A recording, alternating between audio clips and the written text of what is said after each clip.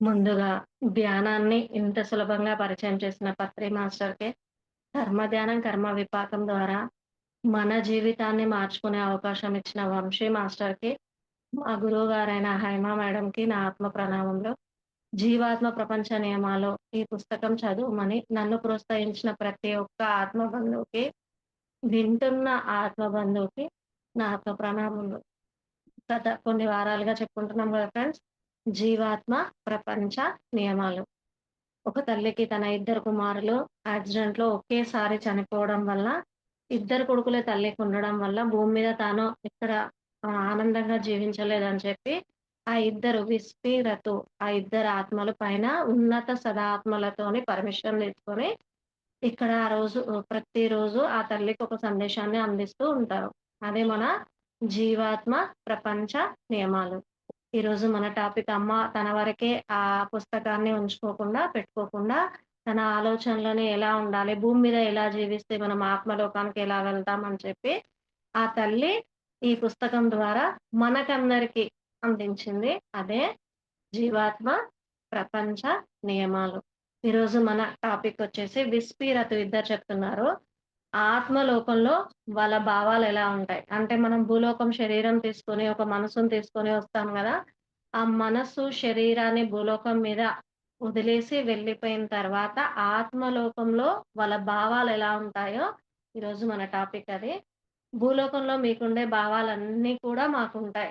వాళ్ళు చెప్తున్నారు. భూలోకంలో మనకుండేవే వాళ్ళకుంటాయి. ప్రేమ, అభిమానం, దయ వారు ఆత్మలోకంలో ఉన్నా, భూలోకంలో ఉన్నా, కానీ మాకిష్టమైన వారినే బాగా ప్రేమిస్తాం. అపరాధ భావం, ద్వేషం, అసూయ వంటి ఉద్వేగాలతో మేము సతమతం కానవసరం లేదు. మా ప్రేమ స్వచ్ఛమైంది, నిజమైంది. మా ప్రియతములను మేము నిస్వార్థంగా ప్రేమిస్తాం. ప్రతిఫలంగా వారి నుంచి ఇంకేమీ కోరం. ఎక్స్‌పెక్టేషన్స్ వాళ్ళకి ఉండవు. మనకుండేవి వాళ్ళకి లేనివి అంటే ఎక్స్‌పెక్టేషన్సే. ప్రేమించడం కోసమే ప్రేమిస్తాం. ఇక్కడ మహత్తర్ బాబాజీ గూడా చెప్తారు గదా! ప్రేమే అతి ఉత్తమమైన మార్గం. అదొక్కటే ఎక్స్‌పెక్టేషన్ లేకుండా ఉండాలి. దాని వల్లనే మనం అందరి పట్ల, ప్రతి ఒక్క జీవి పట్ల ప్రేమతో ఉంటేనే మనం చాలా ఉన్నతంగా జీవిస్తామని మహత్తరి బాబాజీ గూడా అంటారు గదా! వీళ్ళు గూడా అదే చెప్తున్నారు. మాకు లైంగిక చర్యతో నిమిత్తం లేదు. మా ప్రేమ శారీరకమైంది కాదు. శరీరమే ఉండదు గదా వాళ్ళకి. పూర్తిగా ఆధ్యాత్మికం. లైంగిక చర్య కోసం కానీ, మరో బహుమతి కోసం కానీ మేము ఆశించం. అందువల్ల మేమెవరిని ప్రేమించినా నిజంగా, గాఢంగా, నిజాయితీగా, బాగా తీవ్రంగా ప్రేమిస్తాం. మాకు స్వార్థపూరిత ఆలోచనలు ఉండవు కనుక భూలోకంలో కన్నా సులువుగా క్షమించగలుగుతాం. అంతే గదా! మనం క్షమించలేనిది వాళ్ళు బాధ పెట్టారు అని మనం దాంట్లోనే ఉంటాం. కానీ వాళ్ళకి ఆ స్వార్థపూరితమైన ఆలోచనలు ఉండకపోవడం వల్ల, వాళ్ళు ఎవరినైనా తొందరగా క్షమించగలుగుతారు. మేము ఎవరిని ద్వేషించలేం. ఉన్నత ఆవరణాలలో ఇలా జరగదు. అంటే 5, 6, 7 ఆవరణలో ఉండే వాళ్ళకి ఇలా ఉండదు అని చెప్తున్నారు. ఇక్కడ మాకన్నా ఎంతో అధికులని కలిసినా మాకు అసూయ కలగదు. అసూయకు బదులుగా వారంటే ఆరాధన కలుగుతుంది. వారిలా కావాలని ప్రయత్నిస్తాం. భౌతిక శరీరాలను వీడినప్పుడు మా చెడు భావాలని వదిలేస్తాం. కానీ మంచి భావాలన్నీ మాతో పాటు ఆత్మలోకానికి వచ్చేస్తాయి. భూలోకంలో శరీరము, మనసు 2 ఉంటాయి కదా! ఆ మనస్సుని, శరీరాన్ని వదిలేసిన తర్వాత, ఇక్కడ మనసు చేసే మాయ మృగం కదా మనం అనుకునేది. ఆ చెడు భావాలన్నీ కూడా భౌతిక శరీరం వదలగానే వదిలేస్తారట. ఉన్నత సదాత్మలు వదిలేస్తారు. మంచి భావాలని మాత్రమే ఆత్మలోకానికి వచ్చేస్తాయి. మనం ఇలా జీవించాలంటే, అంటే ఏదో ఒక రోజు మనం గూడా చనిపోవాల్సిందే గదా! మన మనసుకున్న ఆ మాయా మృగానికున్న ఆ ఆలోచనలన్నీ మనతో ఆత్మలోకం వెళ్ళకుండా, మళ్ళీ ఆత్మలోకం గూడా వెళ్తాయి. ఎందుకంటే సార్ చెప్తారు గదా! ఒక్క ఆలోచనని ఒక 7 గంటలకి మించి ఆలోచిస్తే ఆత్మ ఆగామి కర్మగా తీసేసుకుంటది అని. మళ్ళీ అదే అనుభవించడానికి రావాలి. ఇలా జీవించాలి అంటే సార్ ఒక పాయింట్ ఇచ్చారు గదా! వంశీ సారు. జీవితము ఒక నాటకం అని నటించాలి. ఆ నాటకమే జీవితమని, ఆ నటననే జీవితమని అనుకోని జీవించాలి. ఇలా ఎప్పుడు జీవిస్తామంటే, మన ఉద్దేశపూర్వకంగా మనం మాట్లాడే మాటలు కానీ, ఆలోచించే ఆలోచనలు కానీ, చేసే పనులు కానీ, ఎవ్వరినైనా బాధ పెట్టడానికి చూడొద్దు. కదా! వాళ్ళని ఆనంద పెట్టడం కోసం నటించొచ్చు. ఎందుకు నటించాలి అంటే, మన జీవితంలో ఇప్పుడు ఒక సినిమా జూసొస్తాం. హీరో గాని, విలన్ గాని ఉంటారందులో కదా! హీరో క్యారెక్టర్‌లో హీరో జీవిస్తాడు. విలన్ క్యారెక్టర్‌లో విలన్ జీవిస్తాడు. కానీ లాస్ట్‌కి గెలిచేది హీరోనే కదా! మనది గూడా అంతే. ఆ ఆత్మలుంటాయి, ఈ ఆత్మలు ఉంటాయి. 2 రకాలుగా ఉంటాయి. కానీ చివరికి గెలిచేది మాత్రం ధర్మమే గెలుస్తుంది, సత్యమే గెలుస్తుంది. అలా మళ్ళీ ఈ జన్మకే ఇప్పుడు మనం ఒక గీత గీసేసుకుంటాం. ఇది నా కుటుంబం. పుట్టినప్పటి నుంచి కదా! ధ్యానంలోకి రాకముందు. మనకు తెలుసు అసలు ధ్యానంలోకి రాకముందే జనన మరణాల గురించి ఎక్కువ ఆలోచన ఉంటది. కదా! ఎందుకంటే పుట్టేవాడు పుడతాడు, చనిపోయేవాడు చనిపోతాడు మన ముందే. మన ముందు చనిపోయినా, మనం ఎంతమంది దగ్గరికి వెళ్ళినా, కానీ మనకి ఆలోచనలు మాత్రం మారవు. ఎందుకు మారవు అంటే, మా ఇది శ్మశాన వైరాగ్యం అంటారు గదా! ఆ శ్మశాన వైరాగ్యంలో కూడా ఆ రోజు మాత్రమే అంటే ఆ శవాన్ని కాల్చేటప్పుడు మాత్రమే ఆలోచిస్తాం. తర్వాత మళ్ళీ మనం ఇంటికొచ్చేస్తే యథాతథంగా ఉంటది. అసలు మరణం గురించి ఎక్కువ ఆలోచనలు, ఐడియాలు ఉన్నవి ధ్యానంకి ముందే మనం ఎంతోమందిని చూస్తూ ఉంటాం. మనము ఒకరోజు చనిపోతామని తెలుసు. కానీ మనం జీవించేటప్పుడు నటన జీవించం. ఈ జన్మకి మాత్రమే ఇవి ఉంటాయి.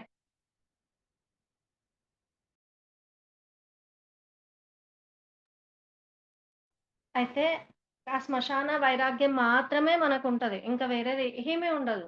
ఆ ఒక్కరోజు మాత్రమే చనిపోయిన వాళ్ళ గురించి ఆలోచిస్తాం. మళ్ళీ నార్మల్‌గా అయిపోతాం. కదా!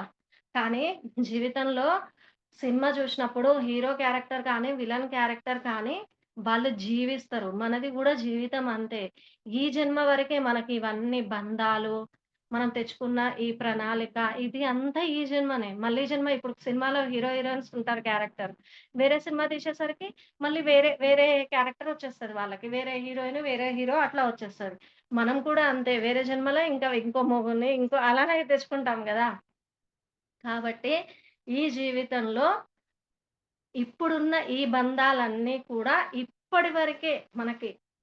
కాబట్టి ప్రతి మనిషిని ప్రతి సంఘటనలో కూడా బాధ పెట్టకుండా, హింస చెయ్యకుండా ఏ జీవిని గూడా హింస చేసేది మనకు లేదు కదా! హింస చేయకుండా, బాధ పెట్టకుండా ఆనందంగా ఉంచడానికి మాత్రం మన ప్రయత్నం మనం జేయాలి. ఎదుటివారు ఎలా ఆలోచిస్తున్నారు అనేది మనకనవసరం. మళ్ళీ మనకది సంబంధం లేని విషయం అది కదా! అలానే ఎవరి స్వేచ్ఛని వాళ్ళకివ్వాలి మళ్ళీ.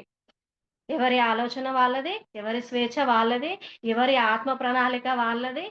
భూమి మీదకొచ్చిన ప్రతి ఒక్క జీవి ఆత్మే. వాళ్ళ ప్రణాళికలు వాళ్ళకుంటాయి. ఎవరిని డిస్టర్బ్ జేయకుండా గైడ్ చేయాలి. వాళ్ళు ఏమైనా సరిగాని పనులు చేస్తే, ఇది ఇలా కాదు, ఇలా అని చెయ్యాలి. గైడ్ చేసే వరకే మన పని. జడ్జ్ చేయడం మాత్రం మన పని కాదు.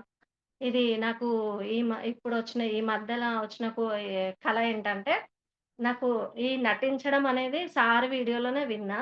మనకి వంశీ సార్ చెప్పిన పాయింటే ఇది. జీవితాన్ని నాటకం అనుకుని నటించు. ఆ నాటకమే జీవితం అని జీవించు. అని ఆ వీడియోలో దాంట్లోనే 2 పాయింట్లు పట్టుకున్నా నేను. వీడియో కంప్లీట్‌గా వినలేదు గానీ, 2 పాయింట్లయితే పట్టుకున్నా.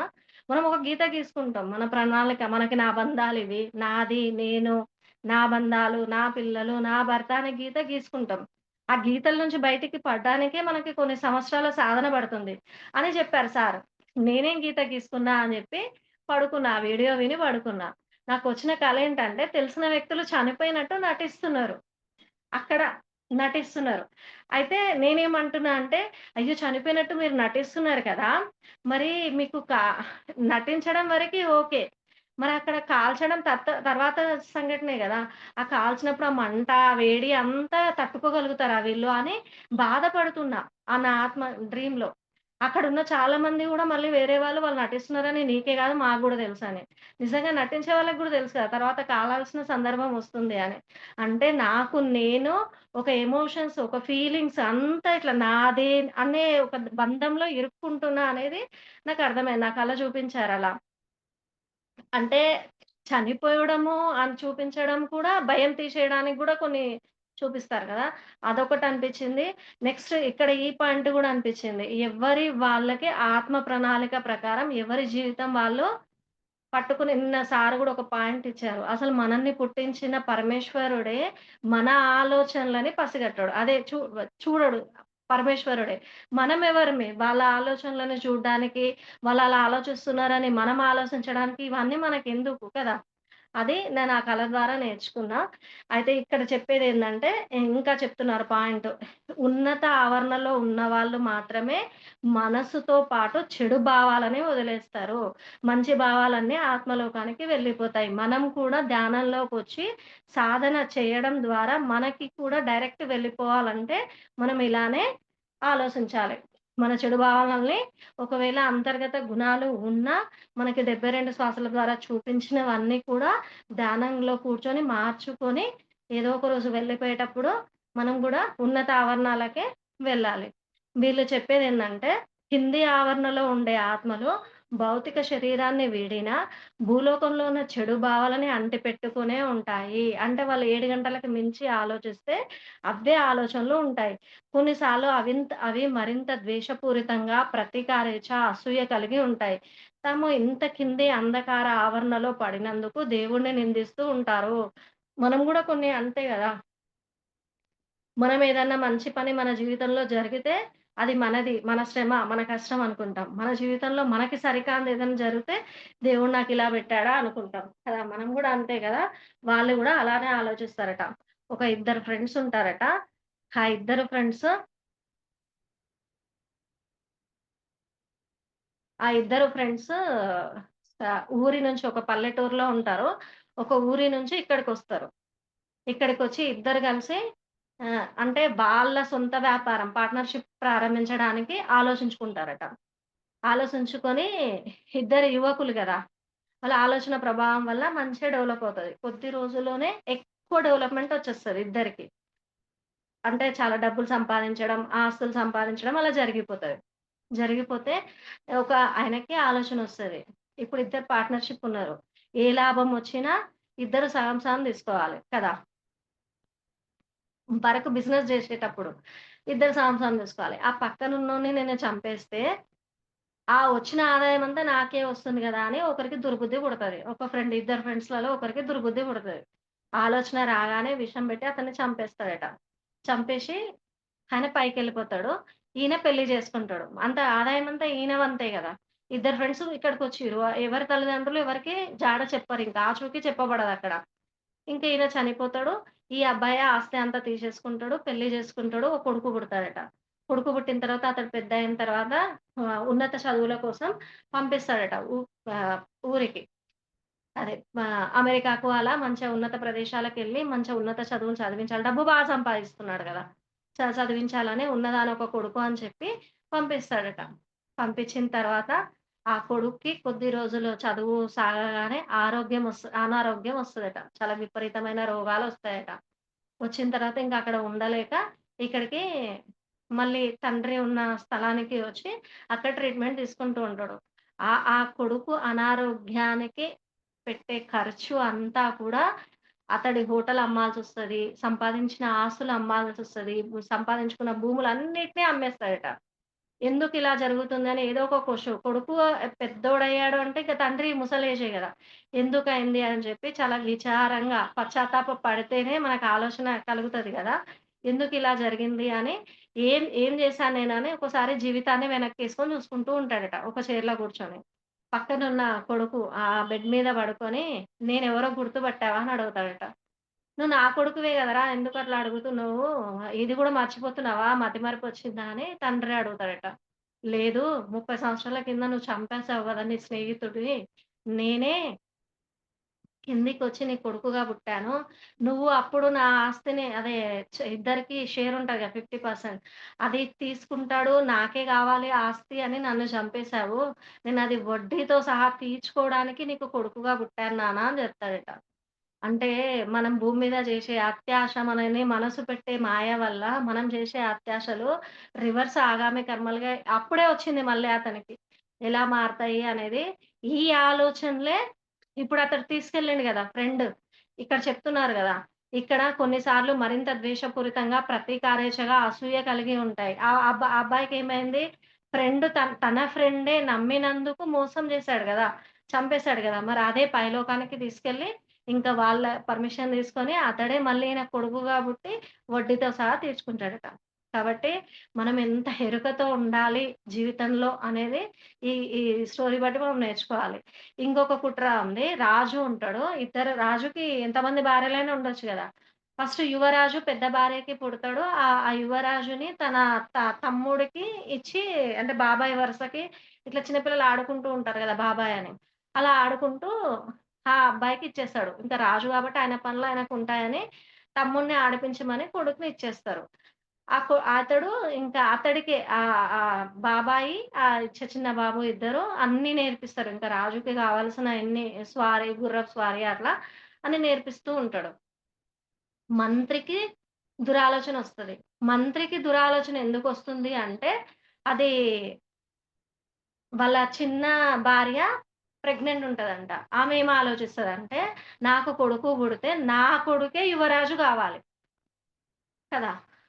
నా కొడుకే యువరాజు గావాలి. ఫస్ట్ పుట్టిన భార్య కొడుకు యువరాజు అవ్వద్దు. ఆయన చనిపోతే నా కొడుకు కావచ్చు అని మంత్రికి నీకు కొంచెం రాజ్యం అప్పగిస్తా.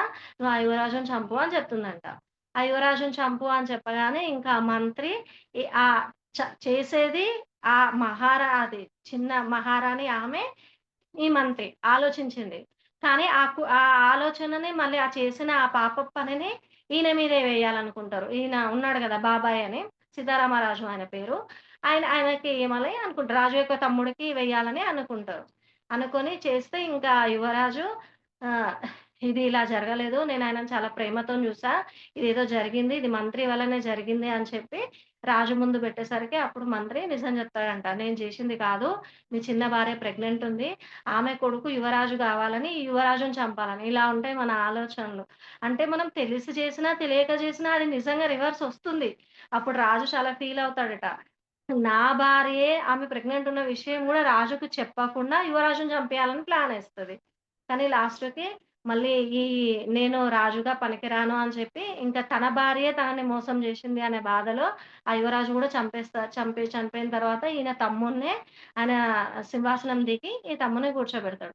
ఇట్లాంటి ఆలోచనలు గనక మనం భూమి మీద ఉండి, మన మనస్సు చెప్పే మాయలో పడి విన్నట్టయితే, మన ఆత్మలోకానికి కూడా ఇవి తీసుకెళ్తాం.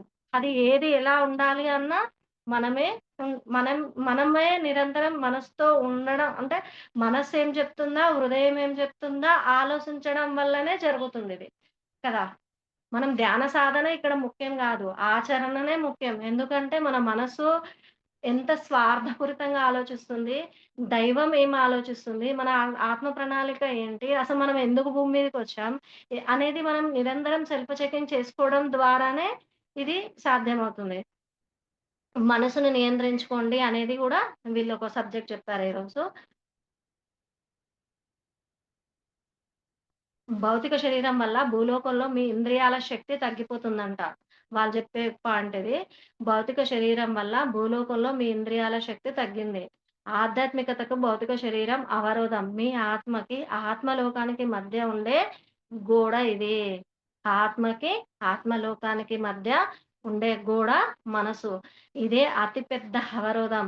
మీ ఆత్మకి ఎన్నో సమస్యలు తెచ్చిపెడుతుంది. అసూయ, ద్వేషం, కపటం, భంగపాటు, ప్రతీకారం, అనారోగ్యం, నొప్పులు, శరీర బాధల నుంచి మీకు విముక్తి ఉండదు. భౌతిక శరీరం ఒక జైలు. ఈ పాయింట్ పట్టుకోవాలి. భౌతిక శరీరం ఒక జైలు. మీ ఆత్మ ఖైదీ. భూలోకంలోని వ్యక్తి మీ ప్రతికూల భావాల నుంచి విముక్తి పొందడం చాలా కష్టం. మీరు చాలా పెద్ద స్థాయిలో ఉంటే, మీ అంతరాత్మ సామాన్యుల మనసుల కన్నా చాలా తెరుచుకొని ఉంటే తప్ప ఇది మీకు సాధ్యం కాదు. మీకు నిజంగా ఉన్నత స్థాయిలో ఉండాలనే కోరిక ఉంటే, మీ భౌతిక మనసును నియంత్రించుకోగలరు. అది అదుపు తప్పకుండా నివారించగలరు. మీకు మంచి సంకల్ప శక్తి ఉంటే, చెడు భావాలను నియంత్రించుకోగలరు. పాపాలు చెయ్యరు. ఇది చెప్తున్నారు. ఇక్కడ ఒక ఎగ్జాంపుల్ జరిగింది మొన్న రీసెంట్‌గా ఇంట్లో. పెద్దలకి దీపం ముట్టించేటప్పుడు నాన్ వెజ్ మా ఇంట్లో అయితే కంపల్సరీ చేస్తారు. నాన్ వెజ్ విషయము అనుకున్నప్పుడు అది అంటే నేను చాలా ఫీల్ అయ్యేదాన్ని. మా ఇంట్లో అందరూ ధ్యానం చేయరు. నేను ఒక్కదాన్నే ధ్యానం చేస్తా. చాలా అంటే చాలా ఫీల్ అయ్యేదాన్ని. నాన్ వెజ్ వండాల్సొస్తుంది. నేను చూడాల్సొస్తుంది. నేనేమి వండట్లేదు. మానేశాను. కానీ వాళ్ళు చూడాల్సొస్తుంది. ఒకే ఇంట్లో ఉండి ఇది పెట్టలేక ఇదవుతుందని చాలా సఫర్ అయ్యేదాన్ని. ఒక రోజు 2 రోజుల ముందు నుంచే దీపం ముట్టించాలి. వీళ్ళు నాన్ వెజ్ వండుతారు. ఆ ఆత్మలకి తెలిసి తప్పు జరుగుతుంది గదా! అని ఫీల్ అయ్యేదాన్ని. ఈసారి మొన్న రీసెంట్‌గా జరిగినప్పుడు నాకు నేను ఒకటే అనుకున్నా. ఇది నాది గాదు. ఈ కుటుంబం నాది గాదు. ఎవరి ఆత్మ ప్రణాళిక వాళ్ళకుంటది. వాళ్ళ పాపాలు వాళ్ళు నింపుకుంటా అంటే నేనెందుకు ఫీల్ గావాలిక్కడ? ఈ పాపం నాది గాదు అని చెప్పి మేమెవరికైతే దీపం ఆత్మలకి చేస్తున్నామో ఆ ఆత్మలనే వేడుకున్నా. అసలెప్పుడు అనారోగ్యంగా ఉండేది. ఆ పని జరిగినప్పుడల్లా అనారోగ్యంగానే ఉండేది. ఈసారి వాళ్ళది వాళ్ళకే నాకు సంబంధం లేదు అనుకున్నందుకు నాకు నేను హెల్తీగున్నా. మంచిగా ధ్యానం జేస్తున్నా. నా నేనెలా ఉన్నానో అలా ఉన్నా. అంటే నాకనిపించిందేందంటే ఇక్కడ మన ఆలోచనలే మనల్ని కిందకి పడేస్తాయి. కదా! మనం ఎక్కడున్నామని కాదు. ఎలా ఆలోచిస్తున్నామనేదే ముఖ్యం. అనారోగ్యం వచ్చేది, నొప్పులొచ్చేది, శరీర బాధలొచ్చేది కూడా మన ఆలోచనల వల్లనే. మనం పూర్వజన్మ గతంలో కొన్ని కర్మలు చేసుకుంటామేమో, కొన్ని రోగాలను పెద్ద రోగాలు తెచ్చుకుంటామేమో. కానీ ఇప్పుడు చేసే ఈ ఆలోచనల వల్లనే ఎక్కువొస్తున్నాయనేది మాత్రం నాకు చాలా అర్థమైంది ఆ సంఘటన వల్ల. ఆరంభంలో ఇది అంత సులభం కాదు. వాళ్ళే చెప్తున్నారు మళ్ళీ మనసు నియంత్రించడం అనేది మనకి స్టార్టింగ్‌లో సులభం కాదు. ఒకసారి మీరు దైవిక సన్మార్గంలో నడవడం ఆరంభిస్తే దానంతట అదే వస్తుంది. మీరెన్నడూ తప్పు చెయ్యరు. ప్రియమైన పాఠకులారా, ముందుగా మీ చెడు ఆలోచనలని వీలైనంతగా నియంత్రించుకోవాలి. ఇలా చేయగలిగారంటే మీకు ఇలా ఉండడం సులువవుతుంది. తప్పు చేయడానికి ఇష్టపడరు. కొన్నిసార్లు చెడు ఆలోచనలు వస్తాయి కానీ, తక్షణమే వాటిని అర్థం చేసుకొని మిమ్మల్ని మీరు సంవరించుకుంటారు. చెడు ఆలోచనలని ప్రయత్నపూర్వకంగా నియంత్రణలో ఉంచడానికి ఆరంభంలో బాగా ప్రయత్నించాలి. అంటే ధ్యానం కొత్తగా స్టార్ట్ జేసినప్పుడు చాలా ఆలోచించాలట. మనసుని నియంత్రించడానికి చాలా ఆలోచించాలి. ఇక్కడ మనసుని కంట్రోల్‌గా పెట్టుకోవడానికి కొన్ని పాయింట్స్ ఉన్నాయి. వేలాది వ్యర్థమైన మాటల కన్నా, మన మనసుకి మనం బుజ్జగించుకోవడంలా, మాటల కన్నా శాంతిని, కాంతిని ప్రసరించే ఒక్క మంచి మాట కోసం ఆ సందర్భంలో ప్రయత్నం చేయాలంట. ఏ మంచి మాట దొరుకుతది? అంటే మనం ఆగామి కర్మలు చెయ్యకుండా ఎలా ముందుకెళ్ళగలుగుతామో అనేది పాయింట్స్. హ్మ్. హ్మ్. మన బాధలకి అప్పుడొచ్చిన ఆ మనసులో ఆ బాధకి ఏది కారణమైనా కావచ్చు. కానీ, ఆ కారణం కోసము ఇతరులకి హాని చేయొద్దు. ఇంకో పాయింట్ గూడా తీసుకోవాలి.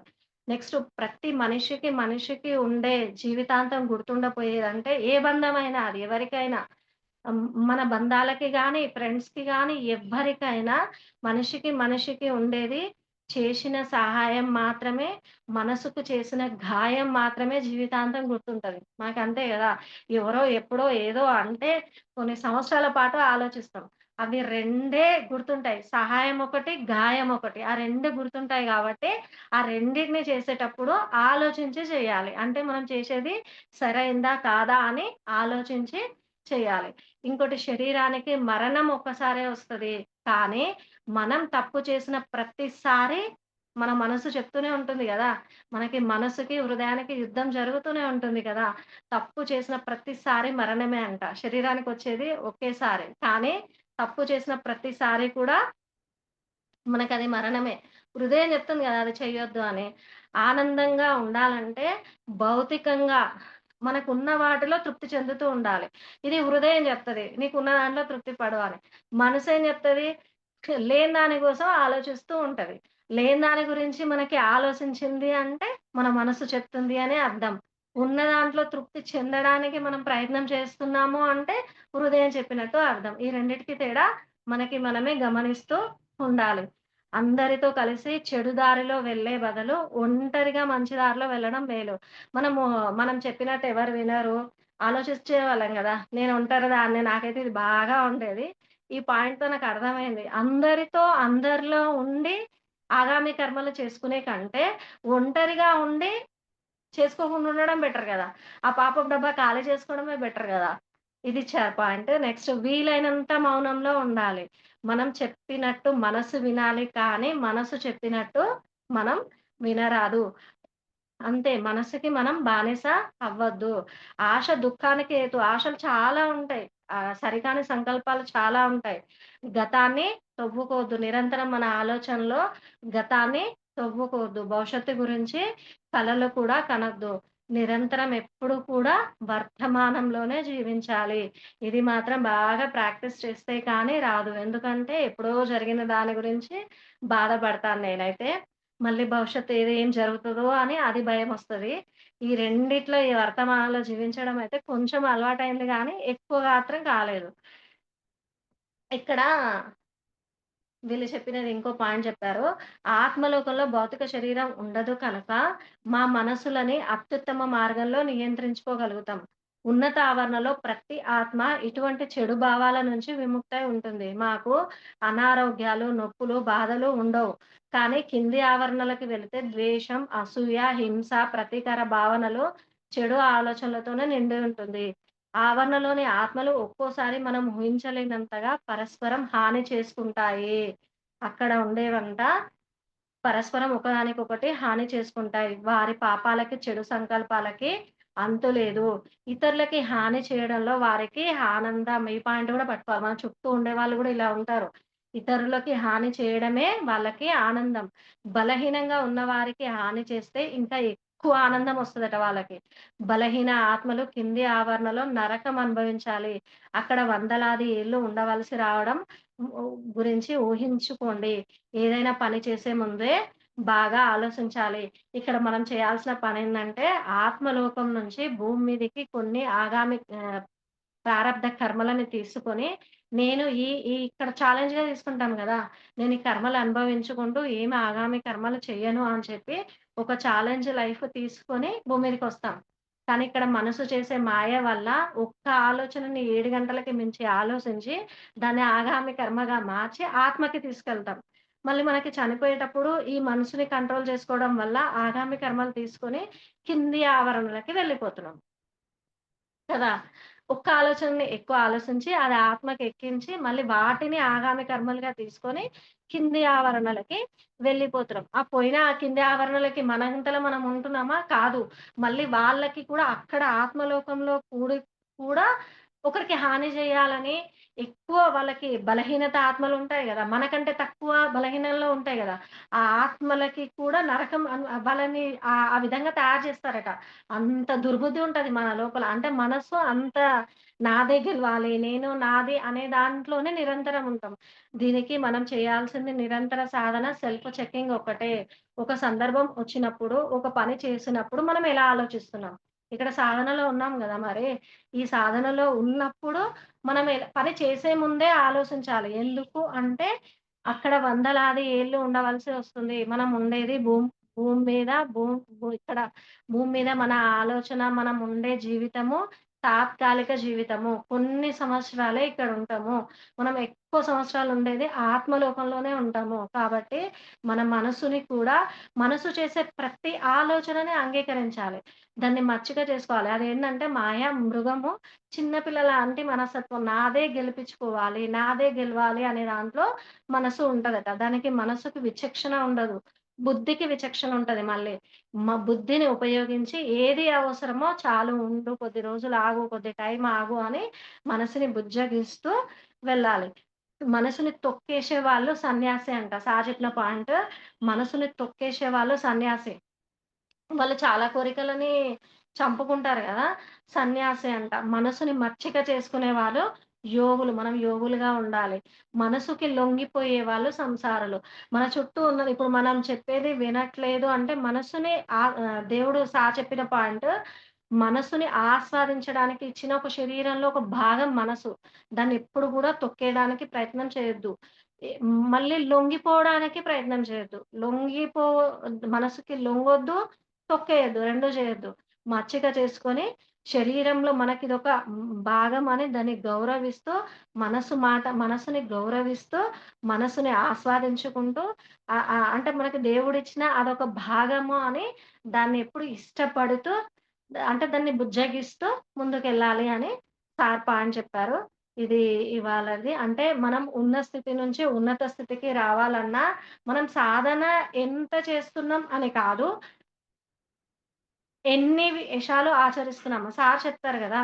మనం 72 శ్వాసల ద్వారా, కలల ద్వారా తీసుకున్న సందేశాన్ని, మనం భూలోకం మీదకి వచ్చిన మన వర్తమాన జీవితంలో ఆచరించినప్పుడు మాత్రమే, మన జీవితం అనేది సంతోషంగా, ఆనందంగా ఉంటది. మన ఆత్మ కూడా ఉన్న స్థితి నుండి ఉన్నత స్థితికొస్తది. కిందకి పడలేం. పైకి పోలేకపోయినా కిందకైతే పడలేం.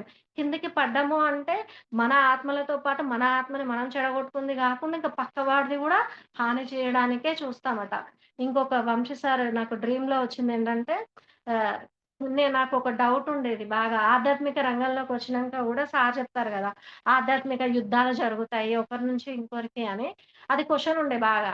దానికి సార్ ఇచ్చిన ఆన్సర్ ఏందంటే, ఎవరి అంతర్గుణాలని అంటే ఆ డ్రీమ్‌లో ఒక ఇద్దరొచ్చి గొడవ పెట్టుకుంటున్నారు సార్ ముందే. నేను సార్‌ని అడుగుతున్నా మీ దగ్గరకొచ్చాక గూడా గొడవలు తప్పవా అని. సార్ అంటున్నారు, అంతర్గుణాలని ఎవ్వరికి వాళ్ళు మార్చుకోవాలని వాళ్ళే అనుకోవాలి. ఎవ్వరు కూడా చెప్పడం ద్వారా అది రాదు అని సార్ నాకు అక్కడ డ్రీమ్‌లో చెప్పిన సందేశం అది. ఎక్కువ వరకి వీలైనంత వరకి మౌనంగా ఉంటేనే ఆ సందేశాన్ని మనం తీసుకోగలుగుతాం.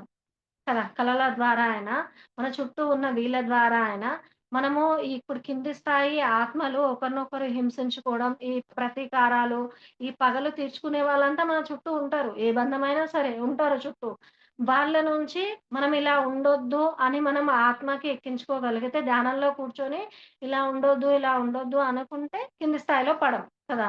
మన గురువుల నుండి నేర్చుకునేది ఇలా ఉండాలి. మనం ఇలా ఇలా ప్రవర్తించాలి.